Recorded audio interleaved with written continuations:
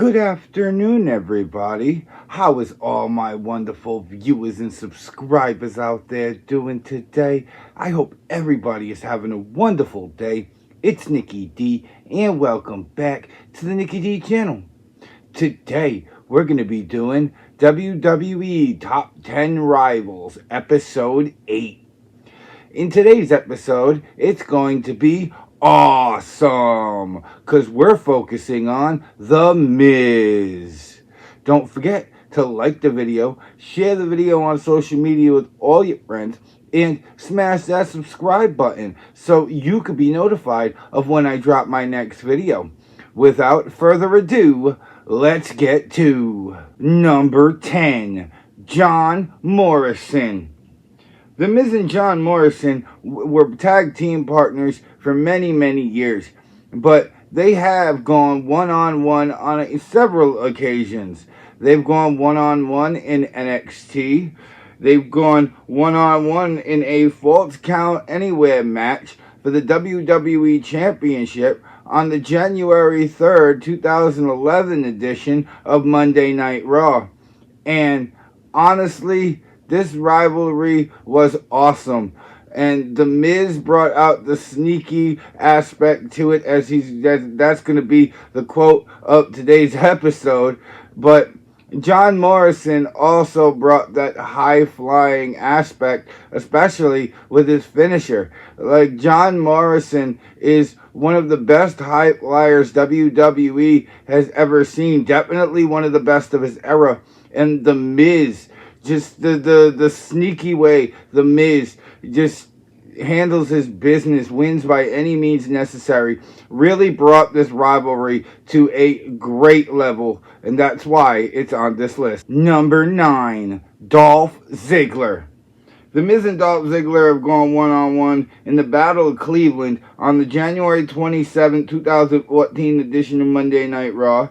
They've gone one-on-one for the Intercontinental Championship at SummerSlam of 2014. They've gone one-on-one in a street fight on SmackDown on October 29, 2015.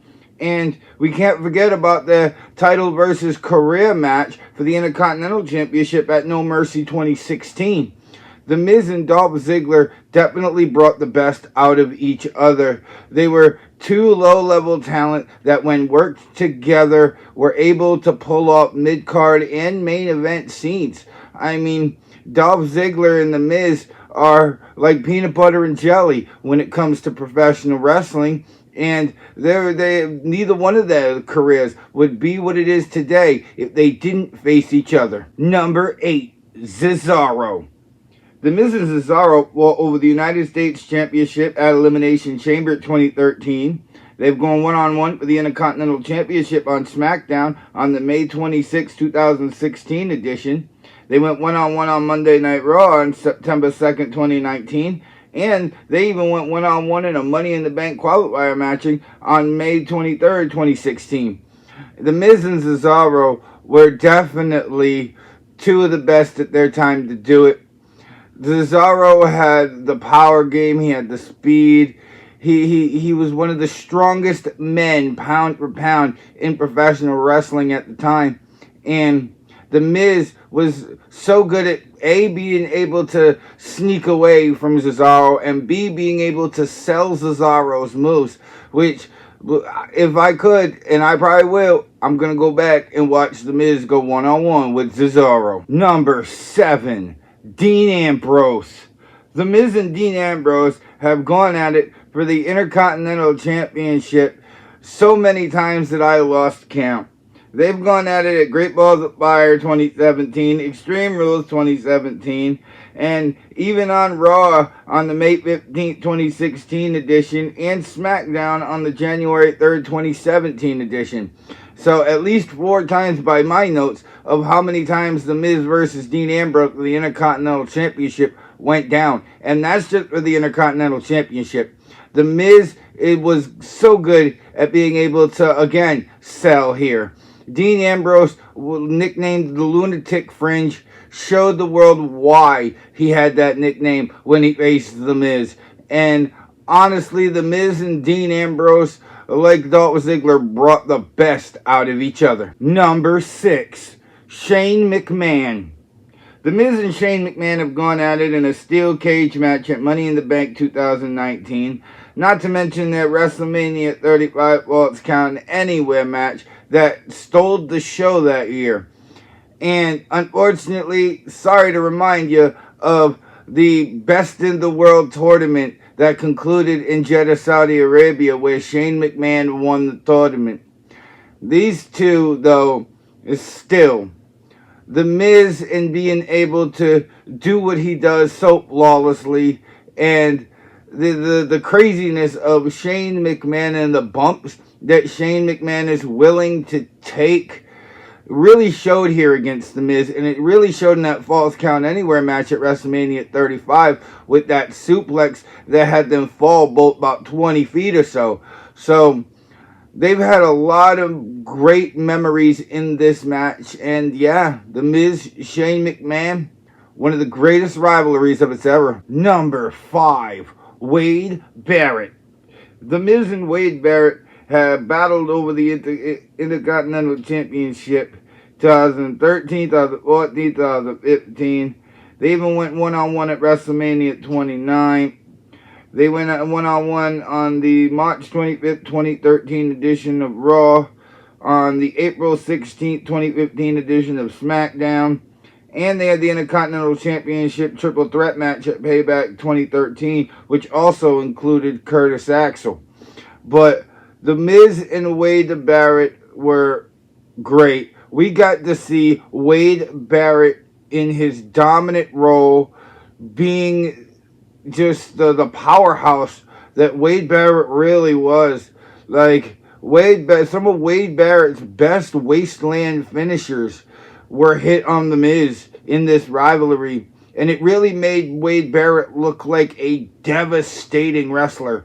So this rivalry really helped both men's careers when it was all said and done. Number 4, John Cena. When everybody thinks of The Miz and John Cena, they think of WrestleMania 27. Yes, John Cena and The Miz went one-on-one at WrestleMania 27. They also went one-on-one on Raw on February 12, 2018. They went one-on-one in an I Quit match for the WWE Championship at Over the Limit 2011. They went one-on-one on Raw on August 27, 2012. And they went one-on-one at the Bash in 2009, just by my notes. So, The Miz versus John Cena wasn't just a one and done at WrestleMania. These two went at it on a regular basis, and these two did not like each other at all.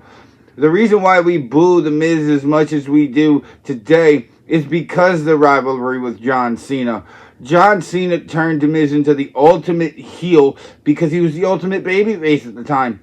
And honestly, this is one of the rivalries that I could sit here and enjoy for the rest of my life. The Miz and John Cena definitely knew how to put on a show. Number 3, CM Punk. The Miz and CM Punk went at it right from the jump. Right at Cyber Sunday in 2007 for the ECW Championship, when both of them were very new on the scene. They went one-on-one on the October 17, 2011 edition of Raw. They had a triple threat match for the WWE Championship with Alberto Del Rio at TLC 2011. They went one-on-one on March 12, 2012 on Raw. Like, The Miz and CM Punk went one-on-one, probably more than what my notes tell me. But every time they went one-on-one, they knew exactly what they were doing, and they were great at it. The Second Street Saint really brought out the best in The Miz, and honestly, it was one of those rivalries that you want to sit there and cherish, because they're not going to have a rivalry as great as that anytime soon. Number 2, Bray Wyatt. The Miz and Bray Wyatt were wonderful together. The Miz was able to sell Bray Wyatt's scary tactics so well, it was epic. They went one-on-one at Tables, Ladders, and Chairs in 2019. They went one-on-one on the November 16th, 2020 edition of Raw. And we can't forget about when Bray Wyatt played mind games with The Miz, and we ended up seeing a Lily doll in Mrs. Baby's crib that Mrs. Baby was playing with. The lines that were crossed in this rivalry were definitely next level, and honestly, I loved every week on Monday Night Raw when we saw Bray Wyatt as Mr. Rogers playing mind games with The Miz, and even seeing The Fiend put the mandible claw on The Miz, it was definitely a sight to see. So yeah, these two going at it, definitely number two. Only two, number one, Daniel Bryant. What else did you expect? These two hated each other as soon as Daniel Bryant showed up on the scene in the first season of NXT. And we saw them go one-on-one for the United States Championship at Night of Champions 2010, where Daniel Bryant forced The Miz to tap out. They went one-on-one at SummerSlam of 2018, and the Talking Smack segment where The Miz just completely lost his mind was amazing. When I think of this rivalry, I think of disdained hate. These two hate each other, and there will never be a moment in time where The Miz and Daniel Bryant actually like each other. As soon as these two were put on camera together, we saw the hatred, and honestly, it spilled into every single match, every single promo, every single interaction that these two had with each other. And that's why I think Daniel Bryant is The Miz's greatest rival. And that was WWE Top 10 Rivals, Episode 8, featuring The Miz. Who do you think's The Miz's greatest rival of all time? Let me know down in the comment section below, because that's what it's there for. Don't forget to like the video, share the video on social media, and smash that subscribe button so you can be notified of when I drop my next video. And I hope everybody is having a wonderful weekend. I'm Nikki D. This is the Nikki D channel, and I will see all y'all amazing people next time. Bye, y'all.